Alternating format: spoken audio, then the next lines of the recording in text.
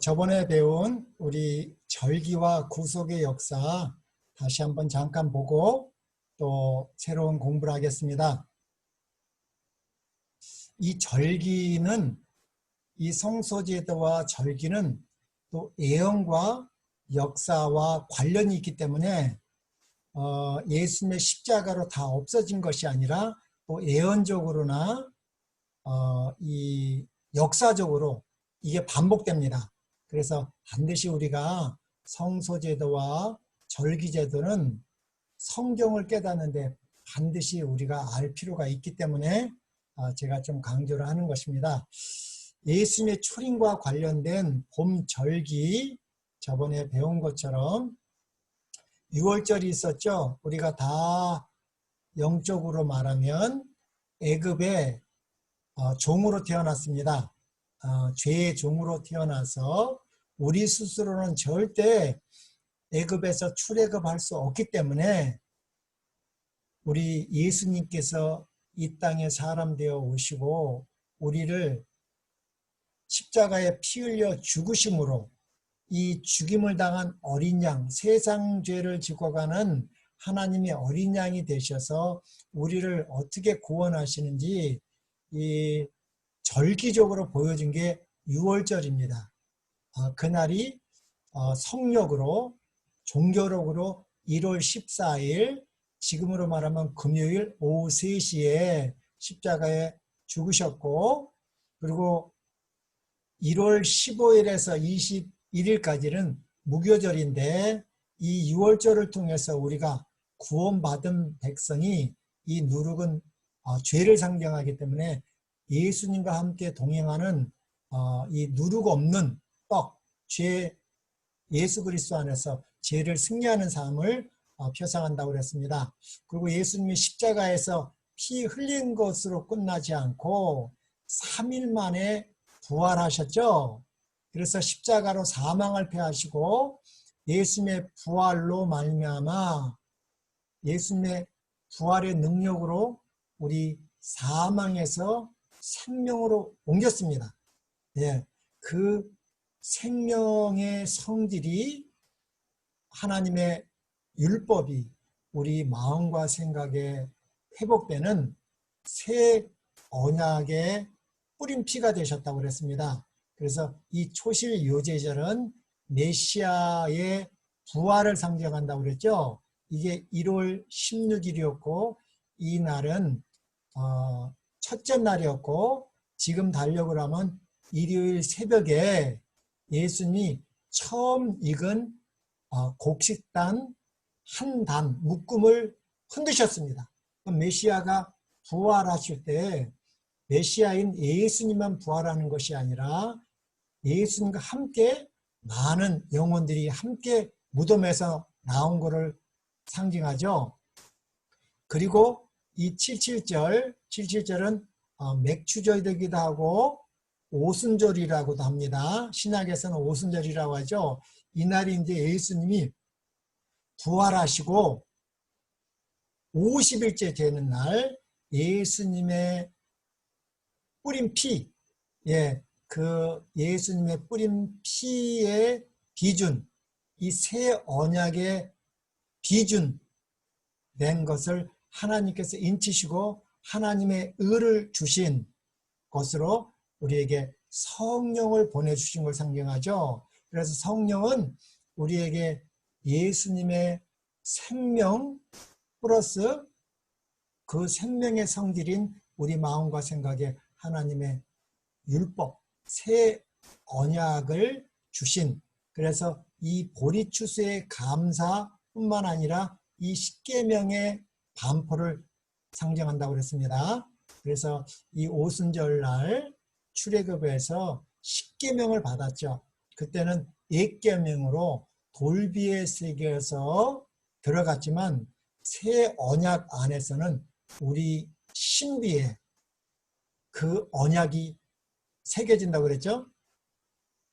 그리고 예수님의 재림과 관련된 가을 절기, 그래서 예수님의 초림은 우리를 죄에서 자유하는 것이고, 그래서 신약 성경은 이 구원받은 하나님의 백성을 다시 데리러 오신다는 이 재림의 약속이잖아요. 그래서 그 재림과 관련된 가을 절기가 우리에게는 봄절기도 굉장히 중요하지만 예수님의 초림이니까 초림 못지않게 더 중요한 예수님의 재림은 역사적으로 우리하고 연관이 되어 있습니다.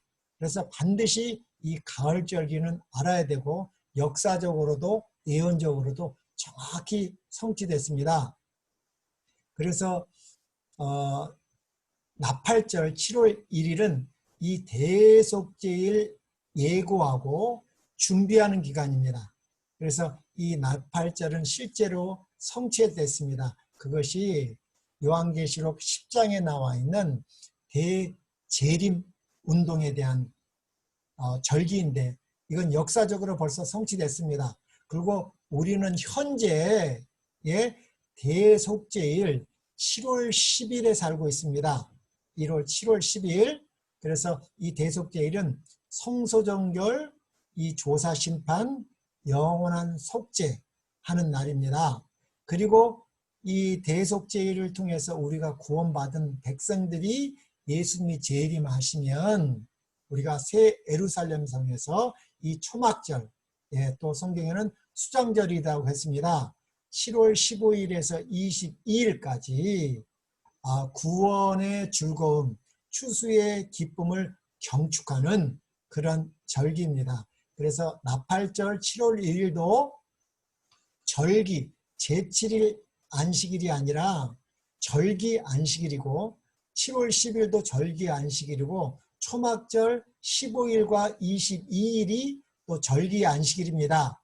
이 봄절기에서도 6월절 이 무교절 첫날하고 마지막 날이 절기 안식일입니다.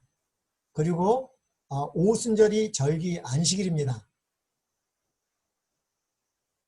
그래서 이스라엘 백성들은 이 3대 절기를 하나님께서 모이라고 그랬습니다. 신명기 16장 16절로 17절에 보니까 너희 중 모든 남자는 1년에 3차 3번 곧 무교절은 이 6월절과 초실절과 함께하는 것이죠. 이 무교절과 77절은 오순절과 초막절은 나팔절, 대속죄일, 초막절에 내 하나님 여호와의 택하신 곳에서 여호와께 보이되 공수로 여호와께 보이지 말고 각 사람이 내 하나님 여호와의 주신 복을 따라 그 대로 책이랑 갖고 왔는데 차에 노트 드릴지니라 그랬습니다. 그래서 이 절기가 유래됐는데 이것은 우리가 이제 죄의 세상이 애굽이었잖아요. 그 애굽에서 출애굽하는 그 과정을 통해서 생겼고 이스라엘 백성을 출애굽시키기 위하여 하나님께서는 10재앙을 내렸습니다. 10가지 재앙. 근데 이 10가지 재앙은 다 애굽에 사는 백성들이 믿는 가짜 하나님들입니다. 피, 개구리, 이, 파리, 악질, 독종, 우박, 메뚜기, 흑암, 이 10번째 재앙까지 이 애굽에 사는 사람들이 거짓 신을 믿었습니다. 그 신들을 심판하는 것이죠. 그래서 잘못된 신을 심판해서 참 하나님, 여호와 하나님을 믿게 하는 것이고 이 마지막 장자 이 심판은 사단이가 아담이 이 지구의 장자였는데 거짓으로 속여서 빼앗았잖아요. 그래서 그 장자권을 빼앗는 거예요. 그래서 예수님이 아담을 대신해서 십자가에 죽으심으로 이 마귀가 멸할 것을 상징적으로 보여주는 것이 이게 장자재앙입니다. 그래서 이 애굽의 신 중에서도 가장 큰 신이 이 사단이라는 것을, 그리고 이 사단이 지구의 장조로 욥기에 보면 하늘 장자총회에 모였죠. 그런 영적 의미가 있습니다. 반드시 예수님이 아담을 대신해서 장자로 죽지 않으면 이 사단이 이 지구의 장자 노릇을 하기 때문에 예수님은 반드시 죽어야 되는 것입니다. 그래서 제일 처음 절기가 6월절이었고 그것이 이제 출애굽기 12장 13절 내가 애굽 땅을 칠 때에 그 피가 너희의 거하는 집에 있어서 너희를 위하여 표적이 될지라 내가 피를 볼 때에 너희를 넘어가리니 재앙이 너희에게 내려 멸하지 아니하리라. 그래서 이 피를 좌우 설주와 임방에 이 흘린 피를 개인적으로 바르고 뿌리고 적용을 해야 됩니다. 그래서 하나님이 아무리 피를 흘려도 하나님은 구원의 일을 다 하셨지만 우리 죄인들이 믿음으로 반응하지 아니하면 우리가 죽은 자가 살아나지 못한다는 거예요. 예. 그래서 출애굽기 12장 22절에는 자세히 나왔습니다. 우슬초 묶음을 가져다가 그릇에 담은 피에 적셔서 그건 흘린 피죠. 그래서 이 문 6월절 행사를 할 때 그 문 아래에는 피가 흘리기 때문에 거기는 안 발랐습니다. 그건 예수님의 흘린 피고 우리는 좌우 설주와 윗임방에 뿌렸습니다. 좌우 설주에 뿌리고 아침까지 한 사람도 자기 집 문 밖에 나가지 말라. 그래야지 구원을 받은 것입니다. 그래서 이유 없습니다. 네, 조건이 없습니다.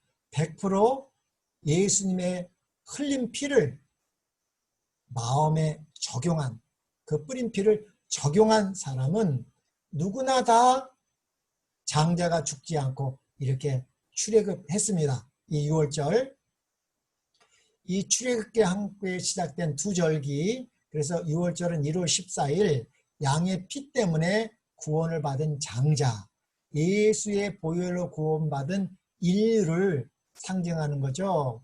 이 장자는 아담 아닙니까? 아담 안에서 우리가 다 죽었지만은 그렇지만 또 마지막 아담 안에서 우리가 다 구원을 받는 그걸 상징하는 것입니다.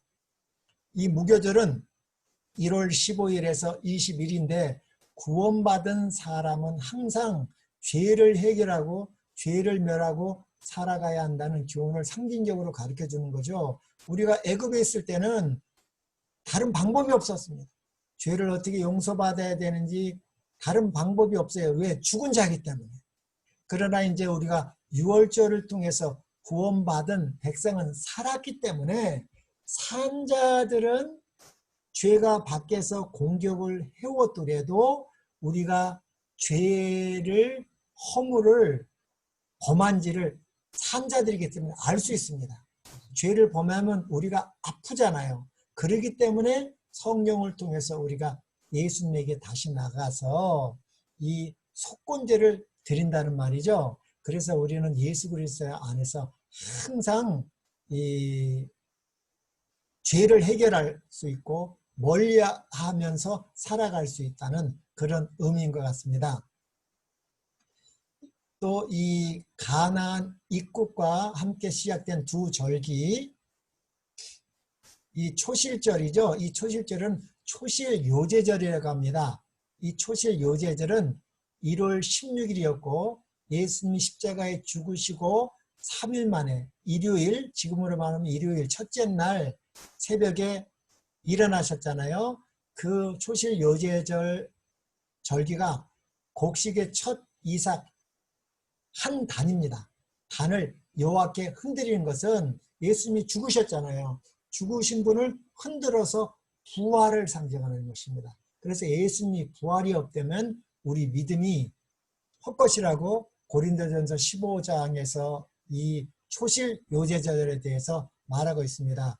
이것이 성경 레위기 23장 10절로 11절에 보면 이스라엘 자손에게 고하여 이르라 너희는 내가 너희에게 주는 땅에 들어가서 너희의 곡물을 거둘 때에 위선 너희의 곡물의 첫 이삭 한 단을 제사장에게로 가져갈 것이요 제사장은 너희를 위하여 이 단을 요 앞에 연락되도록 흔들되 안식일 이튿날에 흔들 것이며. 그래서 예수님이 금요일날 1월 14일날 오후 3시에 십자가에 죽으시고 안식일날 무덤에 쉬시고 일요일날 첫째 날 새벽에 일어나셨을 때에 막달라 마리아가 제일 먼저 찾아오셨죠. 그래서 이 초실 요제절의 번제로 하나님 앞에 제일 먼저 드려야 되기 때문에 막달라 마리아에게 나를 만지지 말라고 한 것입니다. 아버지께서 연락하시고 나서 이제 만져야 되죠. 그래서 예수님이 갔다 오셔서 하나님께서 그것을 인치시고 연락하셨습니다.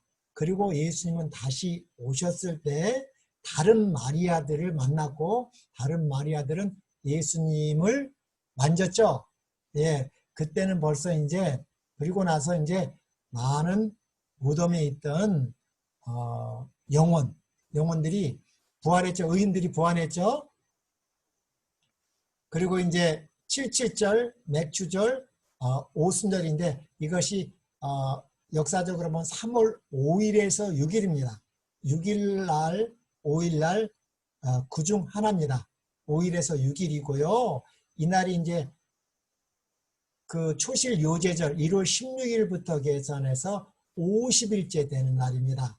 이 50일째 되는 날에 정확하게 예수님의 흘린 피를 하늘에 뿌리시고 하나님께서 그 새 언약의 피의 비준으로 성령을 선물로 주셨죠. 그것이 초실절로부터 초실 요제절이죠. 7주째 되는 날 보리수확이 마치는 시기를 말하는 거죠. 고운 가루에 누룩을 넣은 떡 2개를 소재로 드렸습니다. 이때는 누룩을 넣습니다. 예, 무교절은 누룩을 넣지 않은데 이 오순절 날은 누룩을 넣은 2개의 떡을 소재로 드렸습니다. 레위기 23장 15절로 16절을 보면 안식일 이튿날 그게 초실 요제절이죠. 1월 16일 곧 너희가 요제로 단을 가져온 날로부터 세워서 7 안식일에 수요를 채우고 제7 안식일 이튿날까지 합 50일을 계수하여 새 소재를 여호와께 드리되. 그래서 사도행전 2장에 성령이 이 오순절의 실체로 정확히 임했습니다. 그래서 이 절기를 무시하면 안 되겠죠. 이것은 예언이고 역사적 사실이기 때문에 우리는 알아야 되는 것입니다. 그래서 6월절이 역사적으로 정확하게 예언한 것이 성취되고 초실 요제절이 성취되고 오순절이 성취됐다면 그러면 가을절기도 정확하게 성취가 돼야 되겠죠. 그래서 이 봄절기는 1월 14일 날 6월절, 1월 15일에서 21일까지가 무교절입니다. 그래서 1월 15일하고 21일이 절기 안식일이었습니다. 1월 16일은 초실 요제절, 예수님의 부활을 상징한다고 했습니다. 이 초실 요제절부터 50일째 되는 날 3월 5일에서 6일 이때가 이제 출애굽기 19장에 시내산 밑에 도착했을 때가 한 3월 1일 정도 됐죠. 그리고 이제 며칠 3일에서 5일 정도 우리 몸을 정결하라고 그랬습니다. 그래서 3월 5일에서 6일 날 십계명을 받은 날이 이 7주절이고 그게 이제 새 언약에서는 성령을 선물로 받는 것입니다. 그래서 성령은 생명이시기 때문에 생명 플러스 우리에게 우리 마음과 생각에 새 언약의 율법이 성령의 능력으로 회복하는 것입니다. 그래서 우리가 예수의 마음이 되는 그 성소에서 피장이 예수님의 십자가로 갈라지고 성소로 들어가잖아요. 그 우리 심령이 회복될 것을 예, 그래서 은혜의 보좌로 나아갈 수 있는 길을 보여주는 것이 이 오순절이라고 했습니다. 이 성소제도와 관련된 또 절기들 보면 이건 가을절기잖아요. 가을절기는 7월 1일이 나팔절이면서 1일은 월삭이었습니다. 이 월삭, 매월 초하루를 월삭이로 하였으며 이날에는 나팔을 불어 그 초하루를 알린다. 특별히 7월 1일 이날은 이제 월삭이면서 나팔절입니다. 더 중요하겠죠? 7월의 초하루는 대속제일을 열흘 앞둔 시기였으므로 더욱 중대한 의미를 갖는 날이었다. 시편 81편 3절에 보면 월삭과 월망과 우리 전일에 나팔을 불지어다. 또 레위기 23장 24절에는 이스라엘 자손에게 고하여 이르라. 7월 곧 그 달 1일로 안식을 삼을지니 이는 나팔을 불어 기념할 날이요 송해라. 그래서 7월 1일도 제7일 안식일이 아니라 절기 안식일이었습니다. 또 7월 10일은 대속제일입니다. 이 성소제도를 통해 드려진 제사 중에서 1년에 한 번 드리는 가장 중요한 제사가 드려지는 날이며 이스라엘 백성들에 대한 심판의 날이기도 했습니다.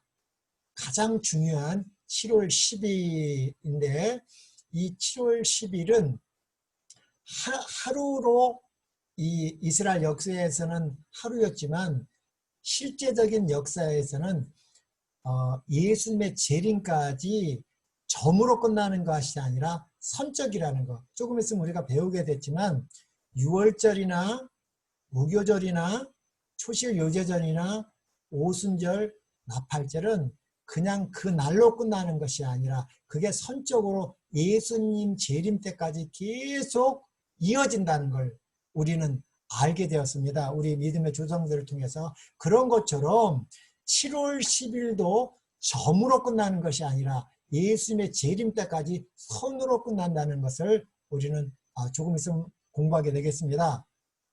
레위기 23장 27절에서 32절까지 7월 10일은 속죄일이니 너희에게 성해라. 너희는 스스로 괴롭게 하며 여호와께 화제를 이날에 스스로 괴롭게 하지 아니하는 자는 그 백성 중에서 끊어질 것이니라 그랬습니다. 그리고 이제 구원과 추수의 기념절기인데 이거는 우리 구원받은 백성들이 이 감사와 찬송으로 드리는 건데 이거는 우리가 예수님 재림하시고 새하늘과 새 땅에서 기념할 절기죠. 이 초막절, 또 이걸 수장절이라고도 불렀습니다. 7월 15일에서 21일이고 대속제일 이후에 감격이 감사와 찬송으로 표현되는 경축 행사였고 한 해의 추수에 대한 감사였습니다. 이 레위기 23장 34절에 보니까 이스라엘 자손에게 고하여 이르라. 7월 15일은 초막절이니 여호와를 위하여 7일 동안 지킬 것이라. 또 신명기 16장 13절에는 너희 타작 마당과 포도주 틀의 소출을 수장한 후에 7일 동안 초막절을 지킬 것이니라. 그래서 이날을 수장절이라고도 불렀습니다. 이 대속제일 행사를 보면 이 대제사장이 이제 이 7월 10일은 매일의 봉사도 드린다고 그랬죠. 그래서 대속제일이 시작하기 전에 매일의 봉사를 하고 나서 이제 대속제일 봉사는 대제사장의 지성소를 한 4번 출입하면서 이 속죄 행사를 했습니다. 그때는 이 황금 예복을 입지 않고 흰 세마포 옷을 입는다고 그랬습니다. 그리고 이제 대속제일이 다 정결하게 되면 다시 나올 때는 황금 예복을 갈아입고 나오기 때문에 우리 믿음의 조상들이 우리도 그렇게 배웠죠. 황금 예복, 이 방울 달린 것을 입고 하는 줄 알았는데 자세히 보니까 대속죄일 실제적인 봉사는 세마포 옷을 입고 했다는 거. 레위기 16장 8절로 5절을 보면 이 대속죄일에서 가장 핵심이 두 염소, 두 염소를 준비하는 것인데 8절을 한번 읽어보겠습니다. 두 염소를 위하여 제비 뽑되 한 제비는 누굴요? 여호와를 위하고 한 제비는 아사셀을 위하며. 그래서 하나는 여호와를 위해서 죽임을 당합니다. 그러나 안수는 하지 않습니다.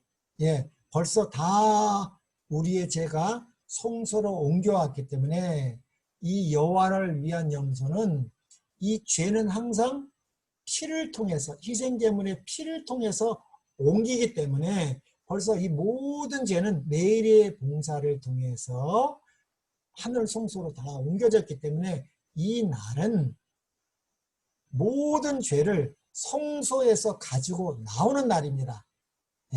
그런데 또한 제비를 뽑는데 그 아사셀 염소는 사단을 상징하고요.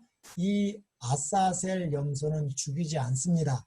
왜냐하면 이 피를 통해서, 여호와를 위한 염소의 피를 통해서 죄를 가지고 성소에서 다 가지고 나와서 다시 이 아사셀, 죄를 준 창시자에게 다시 그것을 돌려줍니다. 그리고 이 아사셀이 이제 무인적으로 가서 이제 천년 무저갱을 상징하는 무인지기로 보내주고 거기서 죽거든요. 영원한 독재 사망을 당하는데, 그런 의미로 이 아사살이 속죄한다는 히브리서 16장 말이 나온 것이 예수님 같이 우리의 죄를, 그런 속죄가 아닙니다.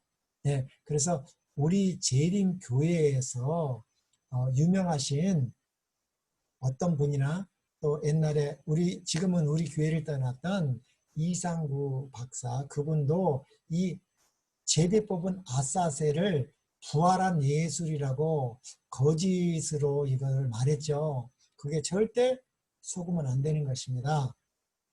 15절, 또 백성을 위한 속죄제 염소를 잡아 그 피를 가지고 장 안에 들어갔어.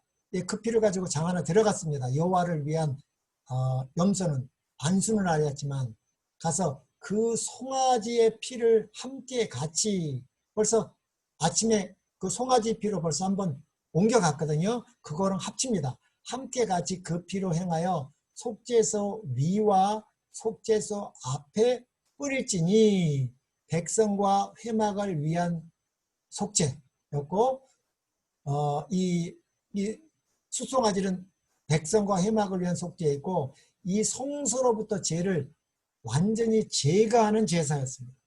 이날은 성소로 이제 죄를 더 이상 다 옮겨졌기 때문에 그 모든 죄를 가지고 나오는 것입니다.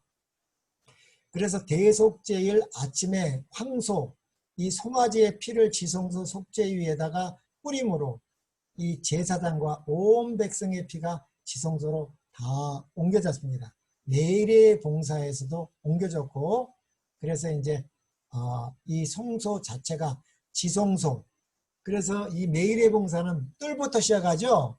뜰에서부터 성소로 들어가는데, 이 대속죄일은 뜰에서 시작하는 것이 아니라 지성소부터, 지성소에 있는 속죄소, 분향단 다 그 성소에, 그리고 밖에 나와서 번제단 다 그렇게 피를 바르고, 그 피를 갖다가 뿌린다는 것은 그 모든 죄를 모아가지고 이 사단에게, 아세셀 염소에게 주는 것입니다. 그래서 이 매일의 봉사에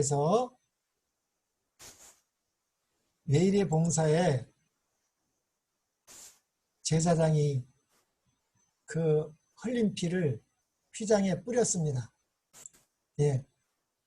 그리고 이제 매년 봉사, 대속죄일의 봉사에 이 성소가 정결해야 되기 때문에 그걸 정결하는 것입니다. 그래서 이것도 두 가지 영적 의미가 있습니다.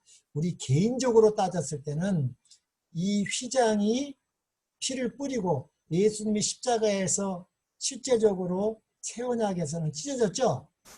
찢어짐으로 어디로 들어갈 수 있는 거야? 이 휘장으로 들어간다는 것은 우리 심령의 천국을 상징하는 것입니다. 그래서 우리 마태복음 3장에 보면 침례 요한이 회개하라 천국이 가까웠나니라. 또 우리 예수님도 마가복음 1장 15절에 보면 때가 찼고 이 말이 나오죠. 이르시되 때가 찼고 하나님의 나라가 가까웠으니 회개하고 복음을 믿으라 이렇게 얘기하지 않았습니까? 이것은 은혜의 천국을 말하는 것입니다. 그래서 이 언약궤가 우리의 심령 은혜의 천국이 회복되고 또 예수님의 재림 때 완전한 우리의 몸까지 회복되는 이중적인 의미가 있다는 거, 그거를 알아두셔야 될 것 같아요. 그래서 우리 컴퓨터도 보면 휴지통이 있죠? 예, 휴지통을 갖다가 다 삭제하는 것처럼, 예, 이 대속죄일은 우리의 모든 죄가 매일의 봉사를 통해서 없어진 게 아닙니다.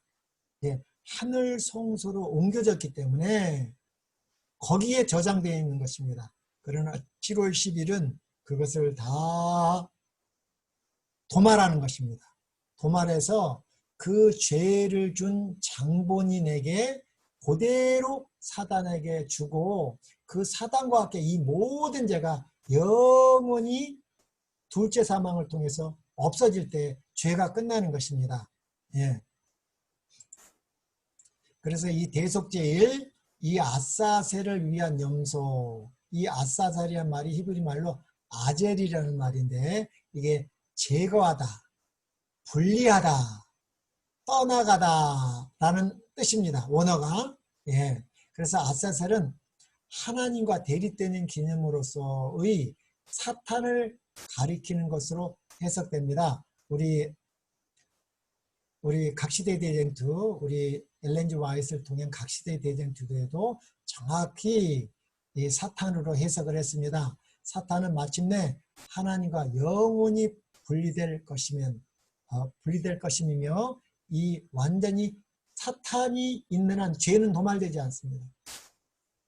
죄만 도말되고 죄의 창시자인 사탄을 없애버리지 않으면 죄가 또 나올 수 있기 때문에 모든 나온 죄 플러스 그 죄를 준 장본인을 완전히 없애는 것이 둘째 사망입니다. 예, 그래서 우리가 우리의 모든 죄를 예수님에게 드린 사람들은 문제가 없겠죠. 그러나 그 죄값을 예수님의 피복로를 통해서 드리지 않은 사람은 그 죄값을 자기가 받는 것이기 때문에 우리는 이 대속죄일이 너무너무 중요하지만 저는 대속죄일보다 더 중요한 게 매일의 봉사라고 생각합니다. 성경은 그걸 강조하는 것입니다. 우리가 매일의 삶 속에서 하나님과 동행한 사람에게는 대속죄일은 무슨 날이에요? 성도를 위한 조사심판이 되는 것입니다. 예, 우리를 의롭다고 심판하시는 날이기 때문에 우리는 이 매일의 삶에서 내가 정말 정직하게 예수님과 동행하고 살았는지가 더 중요한 것입니다. 또 아사세를 위한 염소는 사탄이 받아야 할 책임과 형벌을 대신 받는다고 했죠. 그리고 나서 무인지궁으로 보내져서 다시는 이스라엘 회중에 돌아오지 못하는 것은 예수님 재림으로 말미암아 사단이 천년 무저갱, 이 지구에 구원받은 백성은 다 공중에서 예수님께 끌어올려서 천년왕국 새 예루살렘에서 천년 동안 살고 이 사단과 악한 천사들은 이 지옥에서, 그것이 요한계시록 20장에 나오는 무저갱이죠. 예, 사단의 특기가 뭐예요? 시험하는 자입니다. 유혹하는 것입니다. 근데 유혹할 거리가 없어요. 예, 하나님을 신실하게 믿은 사람은 다 살아서 하늘로 가고, 사단을 따르던 죄의 용서를 받지 못한다는 다 죽어버렸기 때문에 유혹할 거리가 없습니다. 그 1000년 동안 하나님께서는 사단 네가 여태껏 하나님 노릇했습니까? 네가 정말 하나님이라고 그렇게 많은 사람을 속이고 죽였으니까 네가 정말 하나님이냐면 하루가 아니라 하나님은 엿새 동안에 천지를 창조하시고 제7일에 안식하셨는데 너에게는 1000년을 줄 테니까 한번 해봐라. 네가 정말 하나님이면 할 수 있습니까? 사단은 피조물이기 때문에 1000년을 줘도 이 지구를 재창조하지 못하고 한 영혼, 죽은 영혼도 부활시키지 못합니다.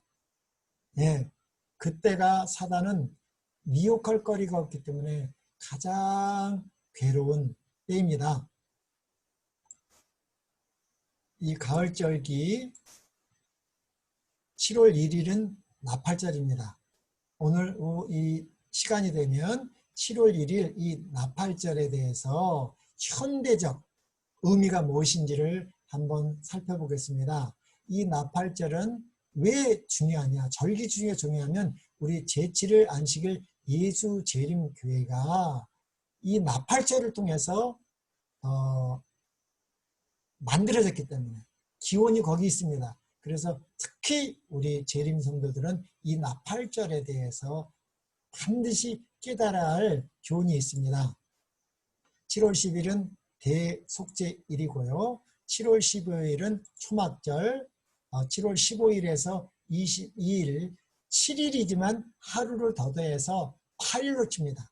예, 우리가 성도님들 이 초막절을 공부하면서 7일이라고 그랬는데 7일에다가 하루를 더합니다. 그래서 총 따지는 날은 8일이고 이 7월 15일하고 22일, 7월 10일, 7월 1일은 또 절기 안식일입니다. 그래서 우리가 이제 이 제7일 안식일, 이 죄와 상관없는 제7일 안식일이고 이 절기 안식일은 다 죄와 상관된 것이잖아요. 그래서 절기와 관련된 안식일들 이 복수인데 첫째는 무교절 첫날 1월 15일입니다. 그리고 1월 21일 무교절의 끝날이 또 안식일입니다. 그리고 오순절 3월 5일, 6일 예, 또 안식일이고요. 7월 1일 또 대속제일 7월 10일도 안식일입니다. 절기 안식일 또 초막절 첫날인 7월 15일도 절기 안식일이고요. 7월 22일 초막절 끝날도 안식일입니다. 그래서 이 절기 안식일은 총 7번이 있다는 거. 그래서 이 절기 안식일과 이 절기 안식일은 예수님의 십자가로 패했죠. 왜냐하면 이 절기 안식일들이나 이 성소 봉사는 예수님 실체가 죽음으로 이 그림자와 모형은 사라지게 되어 있습니다. 그래서 우리는 실제적으로 이런 것을 하지는 않죠. 이제부터는. 그래서 이 6월절, 무교절, 초실절 이거는 무엇을 실제적으로 상징하는가? 7월 14일부터 오순절까지를 봄절기고 이것은 예수님의 초림을 상징한다고 그랬고 또 우리 가을절기는 7월 1일에서 이 장말절, 나팔절에서 장말절을 가을절기라고 했는데 이 봄절기 1월 14일은 예수님의 십자가의 죽으심으로 사망을 패하는 것입니다. 우리가 죽었기 때문에 죽은 행실을 했죠. 그게 도덕적인 죄입니다. 시기, 질투 여러 가지 죽은 자들이 하는 행실이 우리가 보이는 죽은 행실, 썩는 짓이었다고 그랬잖아요. 그 원인을 제거하는 거. 이 사망을 패하지 아니하면 계속 썩은 짓은 아무리 용서를 받아도 또 나오게 되는 것입니다. 죽은 자들은 죽은 행실을 하기 때문에. 그래서 히브리서 1장에 그리스도의 도의 6가지 초보에 제일 먼저 하는 것이 죽은 행실을 회개하는 것이고 그것을 우리 오순절 날 오순절 사도행전 2장에 그 오순절 성령을 받음으로 이루어진 것처럼 사도행전 10장과 11장에 고넬료가 성령을 받았습니다. 성령을 받았는데 그것을 생명 얻는 회개, 죽은 행실을 회개함으로 사망에서 생명으로 옮겨서 새 언약, 성령 하나님께서 친히 우리 마음과 생각에 새 언약을 회복시키는 것이라고 그랬잖아요. 그래서 6월절은 사망을 패하는 것이고, 이 무교절은 예수님이 장사 되시고, 초실절 예수님의 부활하시고, 오순절 날은 성령께서 강림하시는 거죠. 어디에요? 네, 우리 심령에 성령께서 임하시는 것입니다. 이것을 성령의 침례라고 그럽니다. 성령의 침례를 우리가 물과 성령으로 거듭난다고 그러지 않습니까? 그래서 우리는 물로 침례를 받을 때 사망에서 생명으로 옮긴 자들은 매일의 삶을 살아가는 것입니다. 매일의 삶. 그래서 우리는 성령 침례는 매일 받는 것입니다. 하루도 빼놓고 안 받는 것이 아닙니다. 그래서 이 성령의 강림, 이것은 예수님의 초림, 예수님의 초림이죠. 이것은 이제 구약 성경, 구약은 메시아의 초림에 대한 얘기죠. 그래서 죄로부터 자유하게 된 걸 말하는 거고, 여기 가을절기는, 이 나팔절은 심판을 경고하는 것입니다. 심판, 예수님 재림 전에 반드시 심판이 있습니다. 이 대속죄에 이르는 심판은 뭐냐? 매일의 삶, 매일의 삶은 예수님의 초림으로 말미암아 우리를 사망에서 생명으로 옮겨서 매일 성령을 받고 매일의 봉사를 했는지, 그것이 이제 대속죄일 날 심판의 날이 되는 거죠. 그래서 매일의 봉사가 이루어지지 않은 사람들에게는 이 대속죄일이 두렵고 떨림이 되는 날이겠죠. 그래서 이 나팔절은 심판을 경고하고 대속죄일은 심판입니다. 그리고 이제 이 대속죄를 통해서 심판을 통과한 이 하나님의 백성들은 새 예루살렘 성에서 이 구원의 기쁨을 이루는 절기가 장막절이라고 그랬고, 이건 예수님의 재림을 상징한다고 그랬습니다. 그러면 우리가 지금 배운 이 절기가 이 절기 중에서도 이 봄절기는 벌써 이루어졌으니까 이 가을절기의 현대적 의미가 무엇인지 한번 살펴보겠습니다. 우리가 이 이스라엘의 여정과 구원의 과정이 이 표상적으로 이렇게 성소 제도를 통해서 절기 제도를 통해서 보여주셨잖아요. 그것이 역사적으로 정확하게 이루어졌다면 나머지 예언도 반드시 이루어지는 것입니다. 우리 가나안에 있을 때 아브라함 믿음의 조상을 통해서 새 언약을 주셨죠.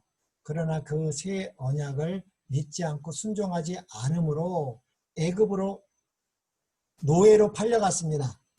그랬을 때 이 아브라함과 이삭과 야곱에게 맹세하신 여호와 하나님께서 창세기 15장에서 언약을 맺으셨죠. 그래서 이 모세를 통해서, 이 모세는 또 예수님을 표상한다고 그랬잖아요. 출애굽했습니다. 그래서 이 홍해는 홍해를 건넙니다. 홍해는 침례를 상징한다고 그랬죠. 이 홍해를 건너고 광야 생활을 통해서 다시 가나안에 들어가는 것이 이스라엘 역사, 이 이스라엘의 여정을 통해서 이 구원의 과정을 쉽게 우리에게 설명한 것이죠. 그래서 이것은 또 실제적으로 우리가 원래는 에덴에서 살았습니다. 그러나 선악을 알게 하는 나무를 먹음으로 우리가 죄의 노예가 됐죠. 애굽에 태어나게 됐습니다. 그래서 예수님을 통해서 우리가 침례를 받고 이 세상에 다시 태어났죠. 그래서 이 교회 생애를 통해서 우리가 다시 에덴, 하늘 에덴 가나안까지 가는 그런 과정입니다. 그리고 이제 이스라엘 7대 절기와 이 실체에 대해서 또 자세히 한번 보겠습니다. 그런데 이제 이 가을절기가 우리 현대적으로 어떤 의미를 주는지 한번 보겠습니다.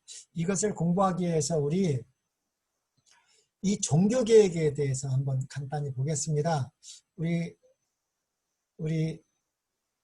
교회 역사를 보면 구교가 있죠. 이 구교가 천주교입니다. 이 천주교가 잘못됐죠.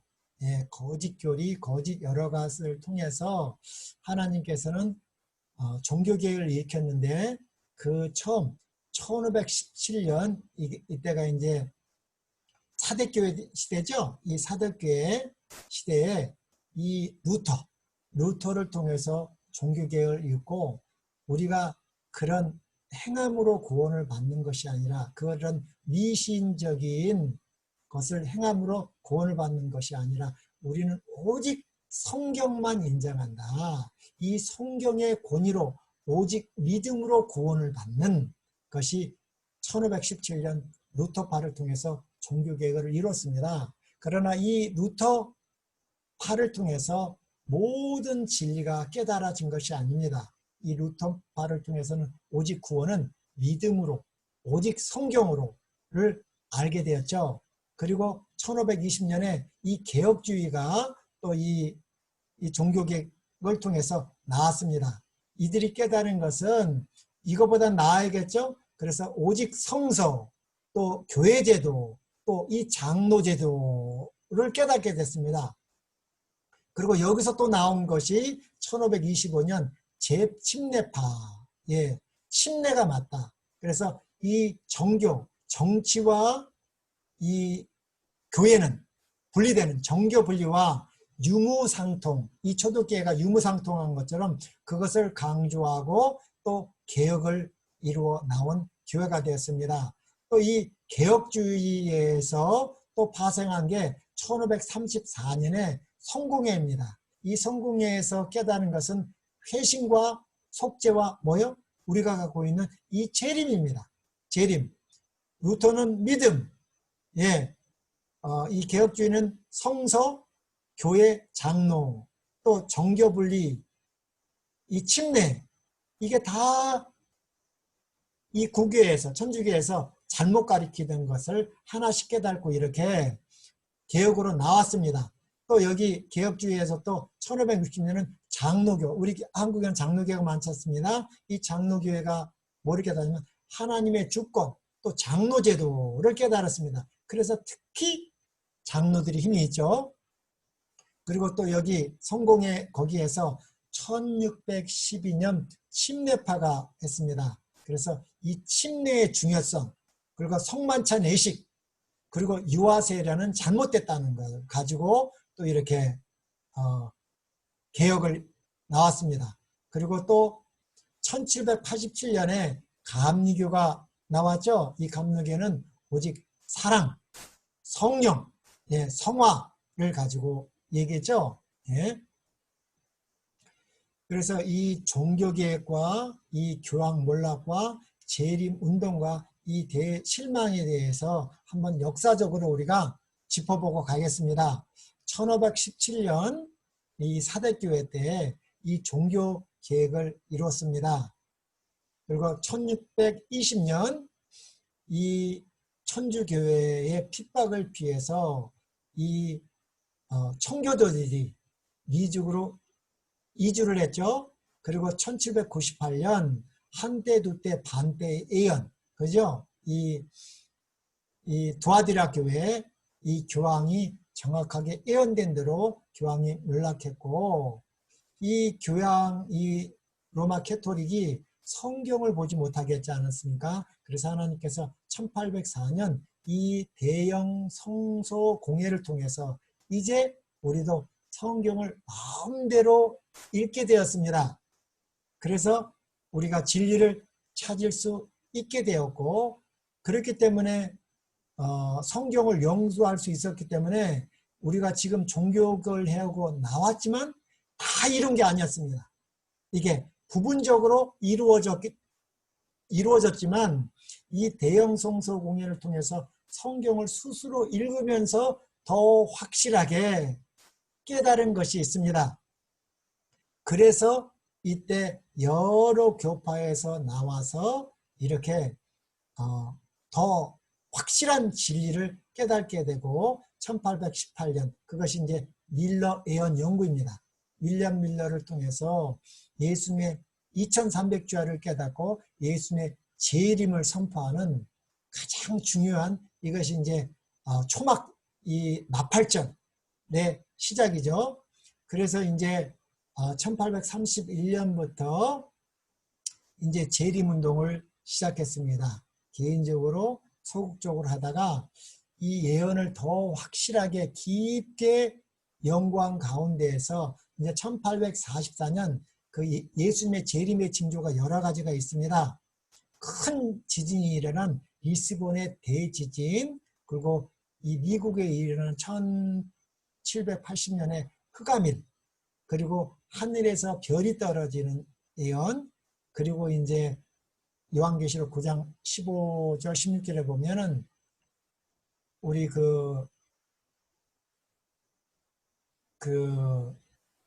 갑자기 생각이 안 나네요. 그것이 몰라가는 건 내가 조금 이따 보여드리겠습니다. 그런 예언을 통해서 확실하게 이 크게 외치게 된 데가 1840년인데 제가 먼저 이거를 설명하고 가겠습니다. 또 1833년 이 별이 떨어지는 거, 그래서 1844년 대실망을 경험하죠. 이 1844년 10월 21일 이 대실망이 성경에 예언된 것이 요한계시록 10장입니다. 예, 오토만 제국의 몰락을 제가 갑자기 생각이 안 났습니다. 그래서 이 재림운동과 이 세천사의 기별에 대해서 요한계시록 10장에 그 나팔절에 대해서 어떻게 형성됐는지 한번 조금 살펴보겠습니다. 이 윌리엄 밀러라는 사람은 이제 1782년에서 1849년까지 사신 분인데, 우리 각시대 대쟁투에 보면은 간단하게 설명이 나왔습니다. 이 윌리엄 밀러가 어떻게 출연하게 되냐면 하나님의 섭리였습니다. 그리스도의 재림을 선포하는 일을 지도하도록 하나님의 택하심을 입은 윌리엄 밀러는 성경의 권위를 의심하였습니다. 성경의 권위를 의심하였는데 그 이유가 성경이 가리키는 교회마다 다 다르기 때문에 확신이 없는 거예요. 그런데 의심을 하면서도 진심으로 진리를 알고자 갈망한 착실하고 정직한 농부였습니다. 신학자도 아니었습니다. 하나님께서 이 윌리엄 밀러를 불렀습니다.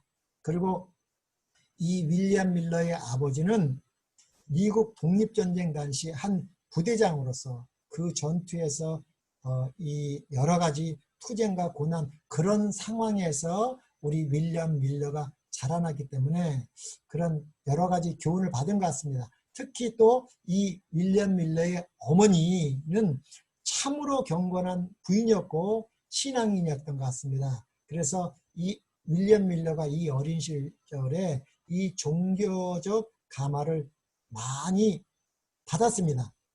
많이 받았는데, 그런데 이제 이 종교개혁을 마틴 루터를 통해서 여러 가지가 교회가 나왔지만 이게 다 불안합니다. 그래서 이제 그 당시에는 이런 종교를 많이 믿고 있었지만 이 청년의 시대에 접어들면서 이 윌리엄 밀러가 이 무슬림론자 청년들하고 많이 교제를 하고 접촉함으로 그들과 같은 이 무신론 견해를 가지게 됐습니다. 그러나 마음에는 항상 충돌이 있었죠. 예. 왜? 다 정확한 것이 아니니까. 왜 성경이 이렇게 다를까? 성경은 하나인데. 그런 가운데에서 또한 그 당시에 이 성경의 성은 밀러에게 그 참뜻을 깨닫기 어렵도록 만들었어요.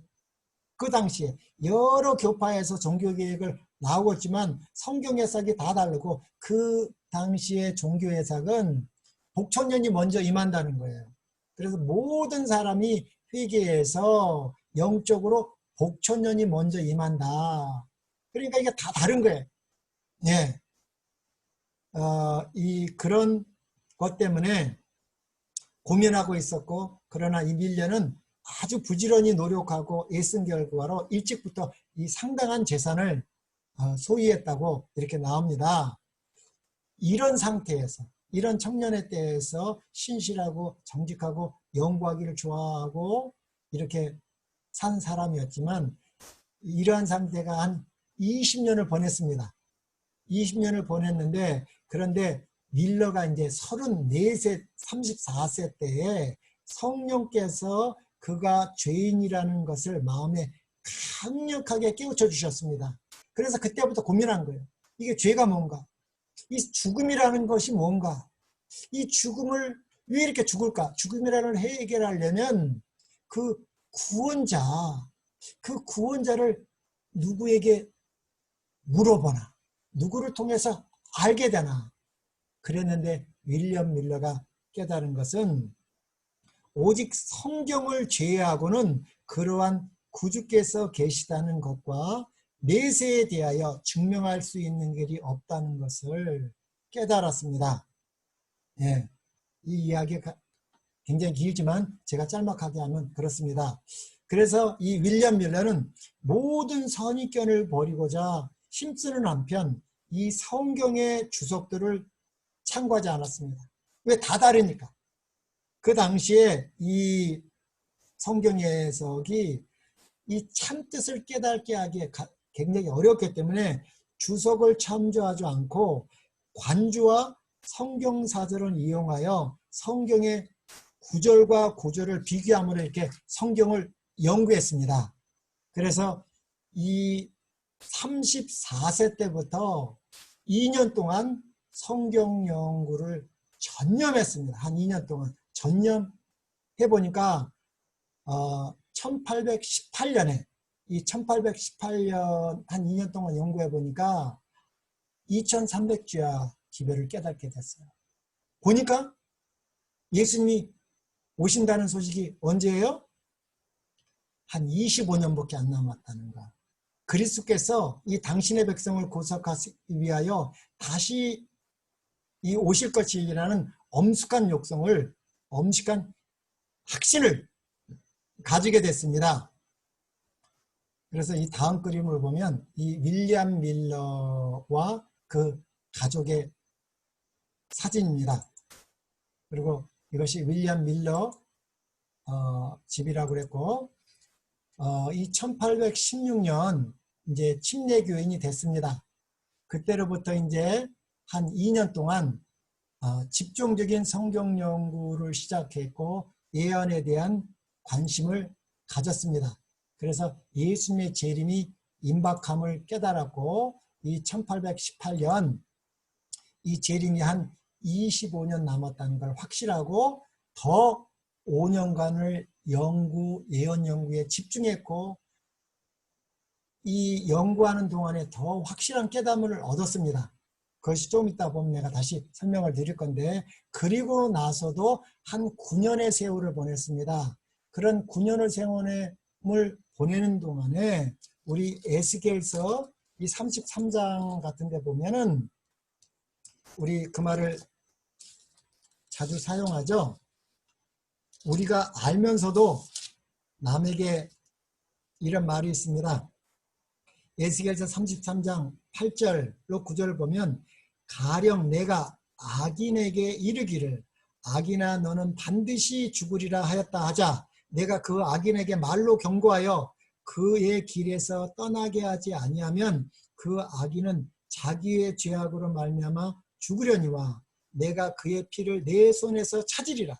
그러나 너는 악인에게 경고하여 돌이켜 그의 길에서 떠나라고 하되 그가 돌이켜 그의 길에서 떠나지 아니하면 그는 자기의 죄악으로 말미암아 죽으려니와 너는 내 생명을 보존하라. 예, 그 전까지만 나만 착실하게 믿고 성실하게 살면 됐는데 이 에스겔서를 통해서 이 윌리엄 밀러를 성령께서 이 교훈하시는 것입니다. 그래서 굉장히 이것을 통해서 9년 동안 이렇게 개인적으로는 이렇게 전했지만 집중적으로는 전하지 않았습니다. 그런데 이제 마침내 1831년 이 기별을 이렇게 처음으로 이 공중 앞에 자기의 믿음의 이유를 증거하게 되었습니다. 그때가 이제 50세였고 이 50세 때에 공중 앞에 이 강연이나 설교를 해본 적이 없습니다. 예, 이때부터 이제 강연을 시작했고 이 윌리엄 밀러가 2300주야 다니엘서 요한계시를 공부하면서 마태복음 24장이나 요한계시록 6장에 보면은 이 재림의 징조가 순서적으로 정확히 나와 있습니다. 그것은 이 1755년 리스본 대지진, 이 포르투갈에 일어난 대지진이 역사적으로도 정확하게 그건 과거였지만 이루어진 것을 확인했고 또 1780년 5월 19일 날 미국 뉴 잉글랜드에서 이 흑암일, 해와 달이 어두워지려는 예언이 마태복음 24장 뿐만 아니라 요한계시록 6장에 그 예언이 정확하게 이루어졌습니다. 그리고 또 나서 이제 세 번째가 뭐냐면 이 종교계의 타락입니다. 재림의 징조로 이 종교계가 타락한 걸 보여줬는데 이 윌리엄 밀러 당신 때 이 개혁을 이루고 나왔지만 그게 완전히 하나가 되지 않았기 때문에 종교계가 굉장히 타락했습니다. 이 마태복음 24장에 보면 예수님께서 노아의 때와 롯의 때와 같이 그런 것을 예언한 것처럼 그 당시가 그렇게 이 종교계의 타락이 있었고 교회를 가도 그런 걸 정확하게 하지 않았습니다. 그래서 노아의 때와 같이 시집가고 장가가고 집사고 그런 얘기가 나오지 않습니까? 이 누가복음 17장에도 그런 세속적인 업무와 향락을 구한 일을 하면서 하나님과 내세를 잃어버리게 됐습니다. 그러니까 내세는 생각지도 안 하는 거예요. 예수님의 재림은 교회를 가면서도 예수님의 재림에 대해서 현실적인 이 돈 버는 거, 시집가고 장가가는 이런 것만 하고 있을 이 종교적 타락의 징조를 깨달았습니다. 예. 그리고 나서 두 가지 예언이 이 성경 연구를 하는 중에 확실하게 예언이 이루어진 게 뭐냐면 1833년입니다. 이때 이 기별을 공중에게 전하기 개인적으로 조금씩 전하는 때가 1831년이 있는데 전하고 나서 1834년 2년이 지났을 때에 별이 떨어진 거 마태복음 24장 예수님이 예언하시고 요한계시록 6장에 예언된 1833년 11월 13일에 별들이 무수히 실제적으로 떨어졌죠. 예. 그래서 이제 확실하게 이거를 전하게 됐습니다. 그리고 이 하늘의 별들이 무화과 나무와 대풍에 흔들려 성과 실이 떨어진 같이 땅에 떨어지려는 그 예언을 경험했고 그리고 이제 1840년에 이 조시아 리치 목사가 요한계시록 9장 15절에 그 연월일시 아까쯤에 제가 말하려고 하던 이 오토만 제국의 몰락에 대한 예언이 정확하게 391년 15일째 되는 날에 예언이 성취됐습니다. 이걸 통해서 윌리엄 밀러는 자기가 다니엘서와 요한계시록을 공부하면서 창세기부터 요한계시록까지 성경을 쭉 공부하면서 이 과거 예언이 정확히 이루어진 것이 확실하다면 예수님의 재림은 몇 년밖에 안 남았어요. 4년밖에 안 남았다는 거예요. 확신을 가졌습니다.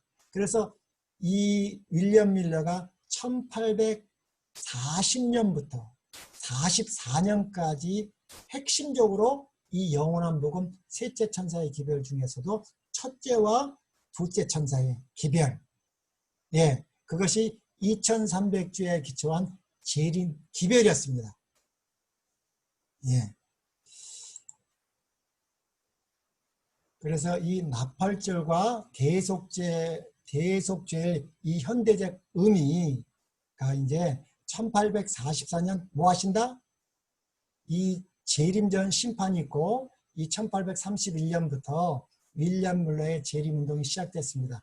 본격적으로 첫째와 둘째 천사의 기별이 된 건 1840년이었고 그래서 이게 나팔절 7월 1일 나팔절이 역사적으로 정확하게 요한계시록 10장에 나와 있는 이 재림,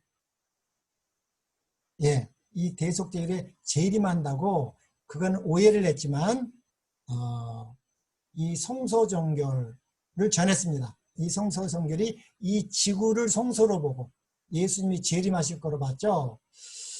그리고 이제 대실망을 겪었고 이 대실망 이후 성경 연구에 참여했던 중요 인물들을 먼저 한번 보겠습니다. 이 인물들을 보면은 다 달라요. 이때는 제7일 안식일 예수 재림교회가 없었습니다. 우리 마틴 루터를 통해서 종교개혁을 이루었지만 이 여러 교파에서 진리를 깨닫게 되고 모였습니다. 이 조시아 하임스라는 분은 감리교회 목사였고 이 출판 사업을 했습니다. 이 출판에 대해서. 그리고 사무엘 스노우는 많이 들어봤죠? 이 사무엘 스노우는 회중교회였고 평신도였고 이 성소 진리를 연구하던 사람이었습니다. 그래서 이 성소 진리를 연구하는 과정에서 대실망 1844년 10월 22일 전에 한 번 벌써 실패를 했습니다. 그래서 그 7월 10일 대속죄일은 가을절기라는 것을 절기를 연구하면서 깨닫게 된 사람이고 또 이 조셉 베이츠는 크리스찬 교회였습니다. 선장이었고 이 안식일 기별을 깨달았습니다. 그리고 찰스 피츠는 장로교였고 목사였습니다. 조건절 불멸에 대해서 깨달았고요. 이 하이디 에디슨도 많이 들어본 이름이죠. 이 하이디 에디슨도 감리계 목사였고 이 성소 진리, 이 사무엘 스노우처럼 대실망 후에 이 성소 진리를 깨닫고 예수님이 이 지구로 오시는 것이 아니라 하늘 지성소에 들어간 것을 깨달으신 분이 이 하이딘 에디슨입니다.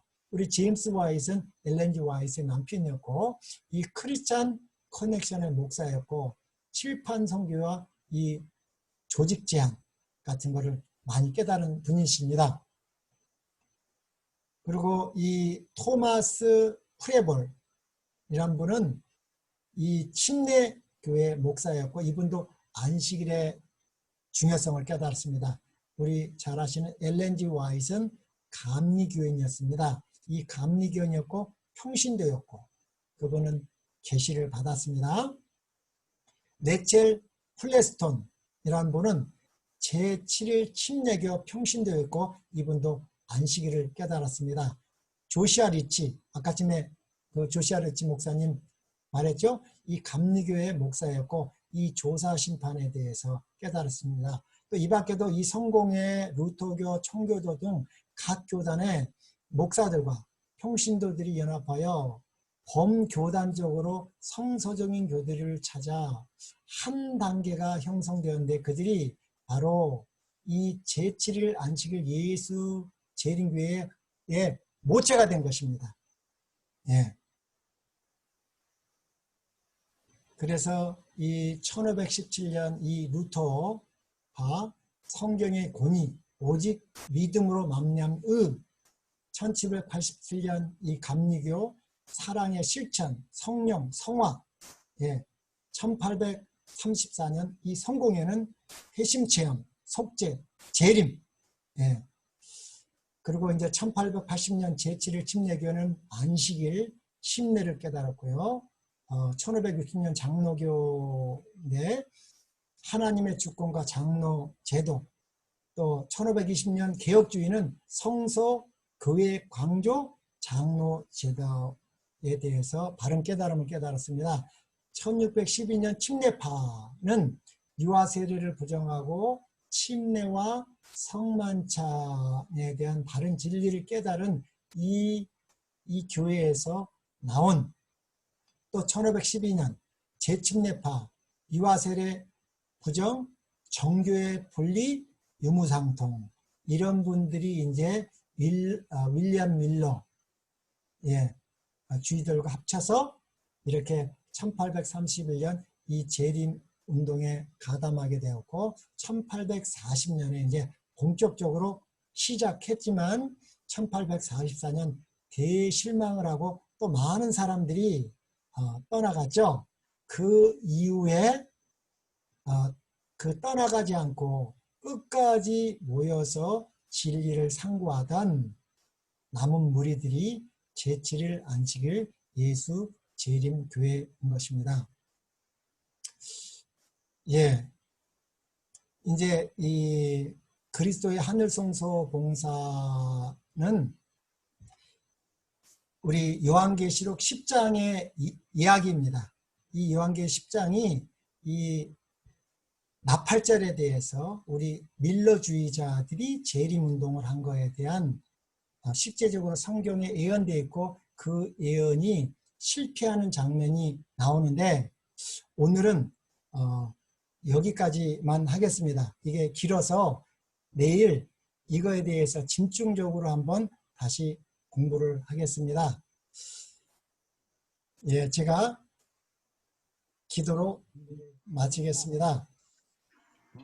하늘에 계신 아버지 하나님, 오늘 이 종교개혁을 통해서 어떻게 우리 교회가 아버지 하나님 되고, 오늘 이 종교개혁을 통해서 어떻게 우리 교회가 형성되고